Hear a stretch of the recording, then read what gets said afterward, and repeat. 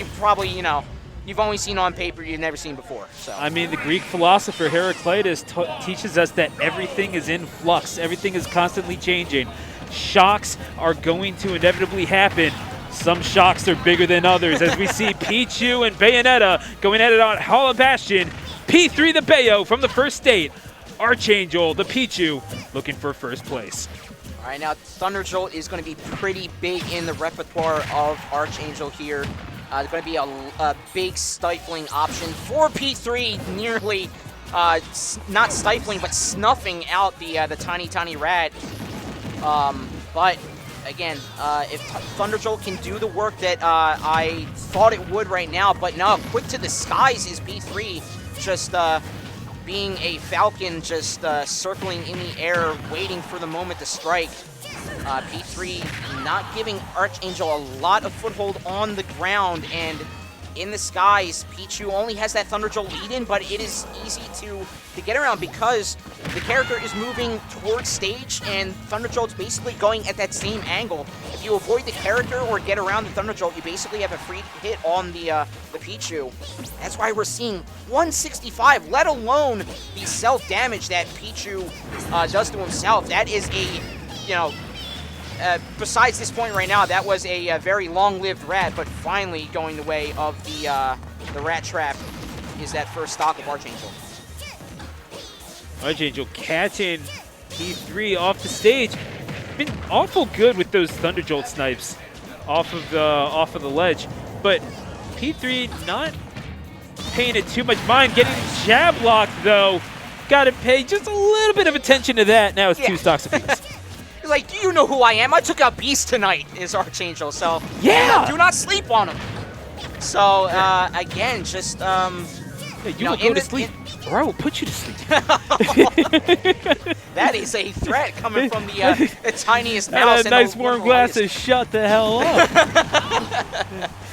Without a doubt, yeah, and, you don't know the movie? Should I? Okay, so anyway. No. Yeah, down throw into the Thunder. It was Happy Gilmore, by the way.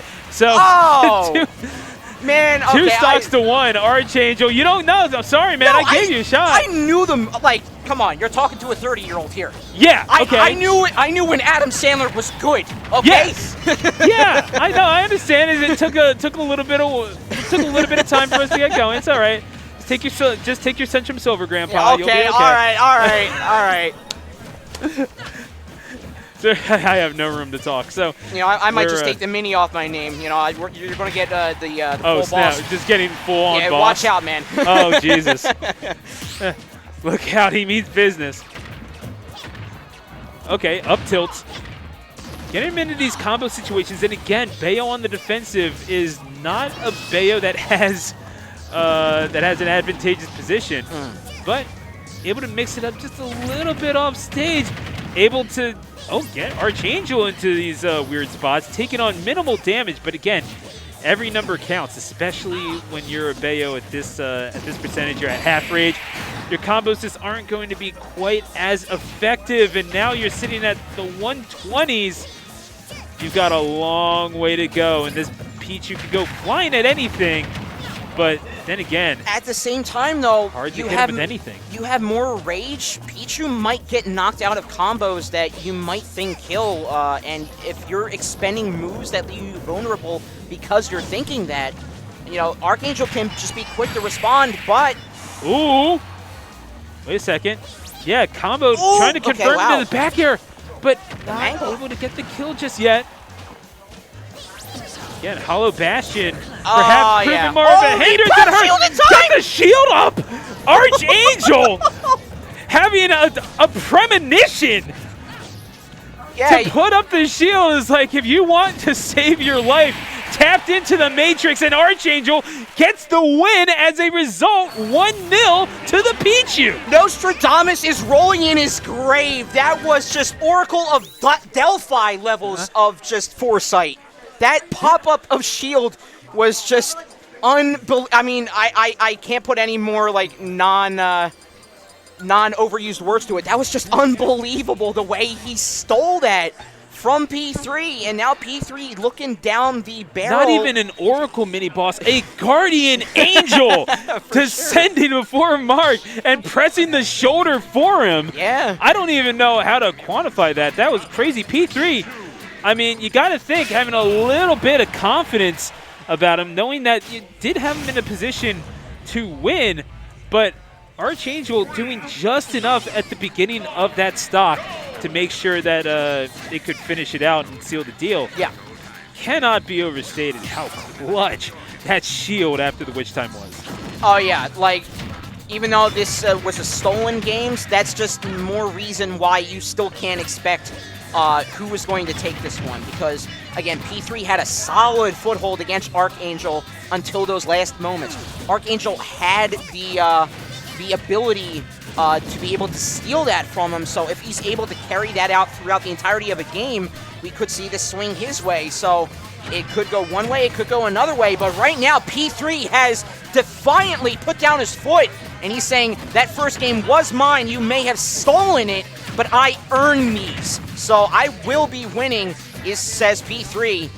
But Archangel trying to peg down, trying to get the Glass Cannon Pichu nature started for himself. You know, the way that he stole it, we see what he does in the face of Defiance. He steals it right out of the clutches, so we'll see him get the foothold here. And again, tracking off that right side. Presence alone, but the Presence, even though it is a tiny rat, that is a big and bold presence in Archangel's wake. Yeah, taking to the skies and taking on the Umbra Witch, nevertheless, who often floats pretty gracefully through the air with those hitboxes in tow, but Archangel showing no fear and getting the kill off of that dare. That is not where a Bayo lives. That is where a Bayo dies. And now we're seeing at 42%, trying to build on this lead. Pichu proving just a little elusive to hit and throwing out a few hitboxes of her own. Well spaced. But speaking of which, that back air, P3, putting himself in a very good spot to win this game number 2. Archangel, though, again, it's a glass cannon. God help you if you're standing in front of it when it goes off. Oh yeah, it's the only place where it's effective, maybe. So it definitely a reason that P3 has to be trepidatious, and especially with the retreat of the platforms, he has to be even more so, because there's nowhere to escape. No, it didn't drag down. The down B finisher cannot close it out. But 130, P3 still on the back pedal, trying to get combo started. Sans platform, and he will take him to the skies. But Town and City coming through for Archangel, surviving it, and still putting the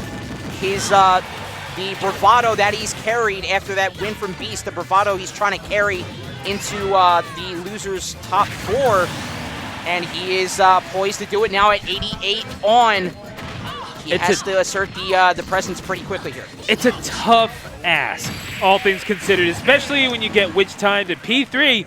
Again, showing that fighting spirit, showing you're not going to go quietly into the night. And for P3, and indeed for Delaware, the shadow indeed remains cast. Independence Day. I got that movie at least. There you go. Okay. Well, also Bayonetta, the game. Well, not the Quietly Into the Night. You're right. Okay. Thank No. you. Fair enough. Thank Fair you. enough. So, not so grandpa anymore, huh? no, that's even though that movie was what, like maybe even further than Happy Gilmore? I don't know. I'm digging my own grave here. Don't worry about it. You really are, and we'll be in it soon enough. Anyway, Northern Cape for game number 3. That's happy Friday, by the way. Yeah. Speaking of graves, we got the crater here. That's more down in the earth than one would like to be. So. Yeah, no, that is the planet will indeed show us our answer. Again, this fearsome Umbra Witch, this P3, gotta think on their on the come up as of recent, showed out, got some pretty decent results, no matter where they've gone, and it's always nice to have another Bayonetta coming out onto the scene and showing just how good they can be, because obviously being in DFW, you get used to seeing someone like Lima who is so efficient and can make himself so untouchable. At the end of the day, though, this is a character that requires a lot of determination, and you can't just pick it up and play it like you did in Smash 4. This requires practice, and now we're seeing the results kind of come through at the expense of Archangel, potentially, who took out Beast in this very tournament on winner's side. and now has a chance to go down to this upstart Bayo. Yeah, as you said, Bayonetta is definitely a dedication pick at this point. So for P3 to be able to do this against someone who had the resume mark of taking out Beast tonight, so great job keeping at least Game 3 situation with Bayo of all things in this game. And right now, doing very, very well after the fact, too, as, whoa, the tech check not coming out. Yeah. And now the bravado of Archangel might be snuffed out in the end.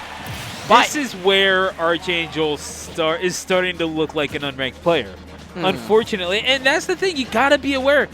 When you're getting hit from below by a Bayonetta, you have to have your finger ready on that shoulder button. And it's literally a tech check. It's Techsylvania. You got to be ready with it. And P3, to his credit, getting himself in a winning situation, but still building himself up a full stock lead that Archangel is having such a hard time coming out of. Man. And the guns just pelting Archangel. There was no coming back from it. The feet would not touch the ground again, and P